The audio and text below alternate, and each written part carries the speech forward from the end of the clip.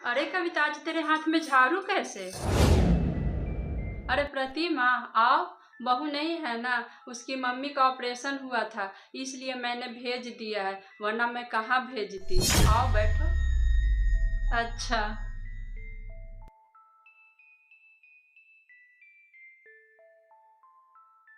ये बता, बहू कब आएगी? बहू कल या परसों आ ही जाएगी। वैसे भी 10-15 दिन हो गए हैं उसको। कल बोल रही थी कि 1-2 दिन में आ जाएंगे। अच्छा, तुझे मैं एक बात बताने आई थी, तूने भी सुना है क्या? क्या? वो है ना चमन लाल। अरे हाँ हाँ, वही ना, जिसके बेटे की शादी 5 महीने पहले हुई थी। हाँ, जिसके लड़के की शादी 5 महीने पहले हुई थी। हाँ, मैं जानती हूँ उनको। अरे उन्होंने दहेज के लालच में बहू को जहर देकर मार दिया। क्या? और अब जेल की चक्की पीस रहे हैं पूरा परिवार। कितने बुरे लोग हो गए हैं आजकल प्रतिमा, और नहीं तो क्या।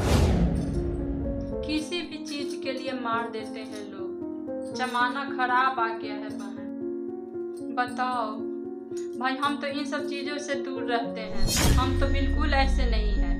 बहू तो हमारी भी है, देखो। अब जो अपने मन से लाती है ठीक है, नहीं लाती है तब भी ठीक है। हम तो बहू को कुछ भी नहीं कहने जाते हैं। हम तो इस मामले से बिल्कुल दूर रहते हैं भाई। अरे ठीक है बहन। अरे भगवान ने तो हमें सब कुछ दे रखा है। मेरा बेटा भी अच्छा खासा कमा लेता है महीने का, तो हमें क्या जरूरत है भाई दहेज मांगने की? गुजारा तो अपने कमाने से ही होता है कविता, दहेज मांगने से नहीं। अरे लोगों की नीयत आजकल बुरी हो गई है।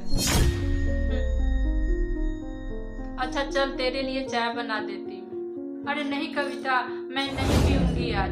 जब बहू आ जाएगी उसी के हाथ की चाय मैं पीऊंगी। अभी मुझे देर हो रही है, मैं अभी चलती हूँ, फिर आ जाऊंगी। ठीक है। अच्छा प्रतिमा, फिर आना।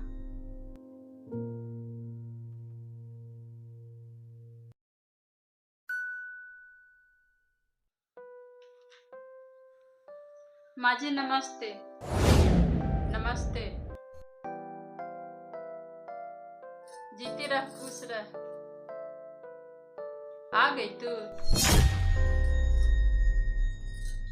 माँ जी, ये कपड़े दिए हैं मेरी मम्मी ने।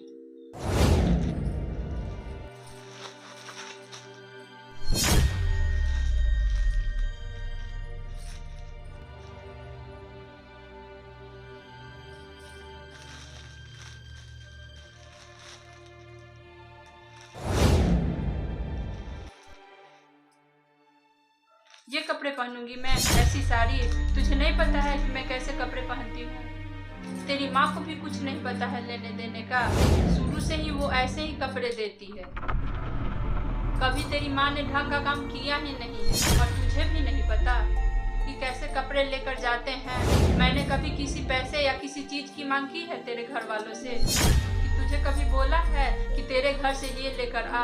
अगर सामने वाला कुछ नहीं मांग रहा है तो कम से कम तेरी माँ को तो सोचना चाहिए, तेरे घर वालों को तो सोचना चाहिए कि क्या देना है क्या नहीं। ये उठा कर दे देते हैं।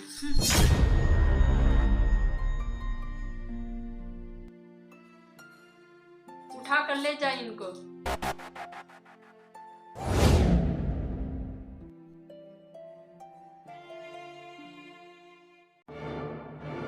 ये क्या कह रही है तू बहू को?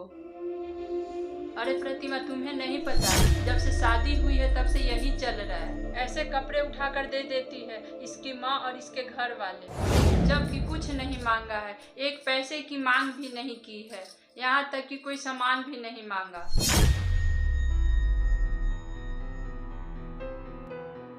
पर खुद से तो सोचना चाहिए भला, कुछ न कुछ तो अच्छा देना ही चाहिए। पर नहीं, बहू के मायके से तुम कुछ भी मांगते हो तो उसे दहेज ही माना जाएगा।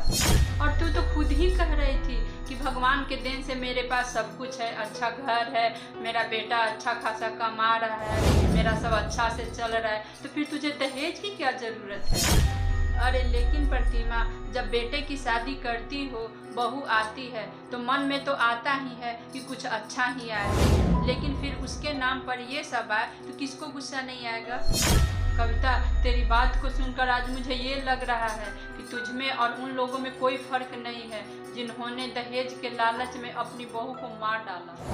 उन्होंने तो एक बार में ही जहर देकर मार दिया अपनी बहू को, दहेज ना लाने के वजह से, पर तू तो दिन रात अपने तानों से मारते रहती है अपनी बहू। ये दहेज की मांग नहीं है तो और क्या है कविता? ये दहेज की मांग नहीं है तो और क्या है कविता? और क्या है कविता? जो माँ है वही तो सास है, फिर माँ क्यों अच्छी, सास क्यों बुरी। जो बेटी है वही तो बहू है, फिर बेटी क्यों लाडली, बहू क्यों बुरी है। बेटी का ही दुख क्यों सीने को चीरता है, बहू से नजरें क्यों नफरत भरी है। लोगों ने बेशक बहू पर तेल डाला, जब भी जली है बेटी ही जली है।